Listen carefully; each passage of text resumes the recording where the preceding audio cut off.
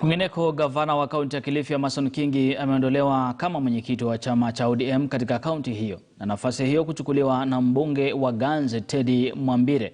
Hii ni baada yake Kingi kuonekana akijihusisha na chama kingine kipya cha kisiasa ambacho hakijazinduliwa rasmi. Kuondolewa kwa Kingi kwenye wadhifa huo kunawadia siku chache tu baada ya kiongozi wa vijana wa ODM Samir Nyundo kujiuzulu kutoka kwenye chama hicho.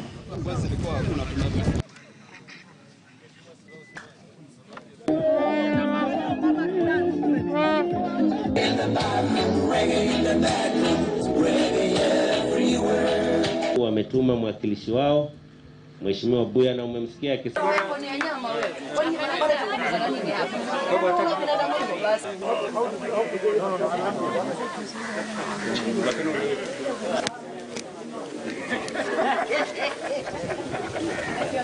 nafikiri Gavana Kingi hajasema kwamba amejitoa katika chama, na kama pengine anataka kujitoa, wacha andike barua rasmi kwamba amejitoa katika chama.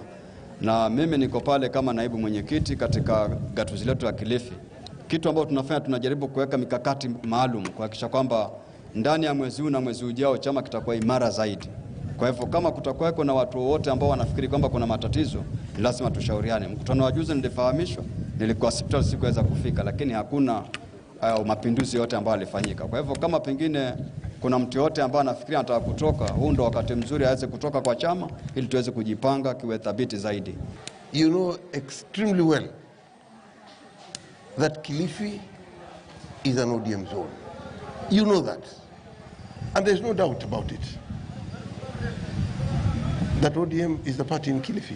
Wengine wameshatoka katika ODM tayari, wanatafuta vyama vingine, lakini nataka niseme hapa ya kwamba mimi nimesimama katika chama kile kile cha ODM na naenda na chama hicho mpaka kwenye debe.